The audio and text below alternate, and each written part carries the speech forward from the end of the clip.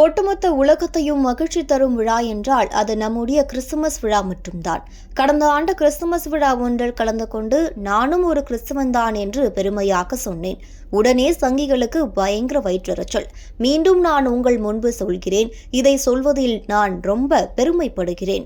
நானும் ஒரு கிறிஸ்துவன்தான் என்று கோவையில் நடந்த கிறிஸ்துமஸ் கொண்டாட்டத்தில் உதயநிதி ஸ்டாலின் பேசியுள்ளார். ஒவ்வொரு ஆண்டும் டிசம்பர் மாதம் 25ஆம் தேதி உலகம் முழுவதும் கிறிஸ்துமஸ் பண்டிகை கொண்டாடப்பட்டு வருகிறது. அந்த வகையில் வரும் 25ஆம் தேதி கிறிஸ்துமஸ் பண்டிகை கொண்டாடப்பட உள்ளது. இந்த நிலையில்தான் கோவையில் இன்று எஸ்பிசி பெந்தகோஸ்தே சபைகள் சார்பில் கிறிஸ்துமஸ் பெருவிழா கொண்டாட்டத்திற்கு ஏற்பாடு செய்யப்பட்டிருந்தது. இந்த விழாவில் துணை முதலமைச்சர் உதயநிதி ஸ்டாலின் பங்கேற்று நலத்திட்ட உதவிகளை வழங்கினார். அதன் பிறகு அனைவருக்கும் கிறிஸ்துமஸ் வாழ்த்து தெரிவித்து உதயநிதி ஸ்டாலின் விழாவில் பேசினார்.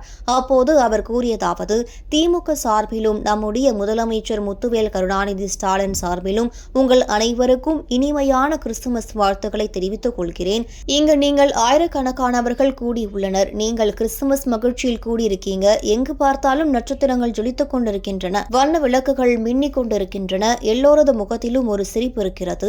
ஒட்டுமொத்த உலகத்தையும் மகிழ்ச்சியில் ஆழ்த்தக்கூடிய விழா என்றால் அது நம்முடைய கிறிஸ்துமஸ் விழா மட்டும்தான். கிறிஸ்துமஸ் என்றால் எனக்கு கூடுதல் மகிழ்ச்சி ஏற்படும். உங்களுக்கு தெரியும், டான் பாஸ்கோ ஸ்கூலில் தான் நான் படித்தேன். மேல் படிப்பு படித்தது லோயலா கல்லூரியில். கடந்த ஆண்டு கிறிஸ்துமஸ் விழா ஒன்றில் கலந்து கொண்டு நானும் ஒரு கிறிஸ்துவன் தான் என்று பெருமையாக சொன்னேன். உடனே சங்கிகளுக்கு பயங்கர வயிற்றெரிச்சல் ஏற்பட்டது.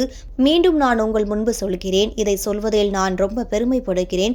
நானும் ஒரு கிறிஸ்துவன் தான். என்னை கிறிஸ்டியன் என்று நினைத்தால் நான் கிறிஸ்டியன், என்னை முஸ்லிம் என்று நினைத்தால் நான் முஸ்லிம், என்னை இந்து என்று நினைத்தால் நான் இந்து. ஏனென்றால் நான் எல்லோருக்கும் பொதுவானவன் தான். எப்போதுமே அப்படிதான் இருப்பேன் என்று உதயநிதி ஸ்டாலின் கூறினார்.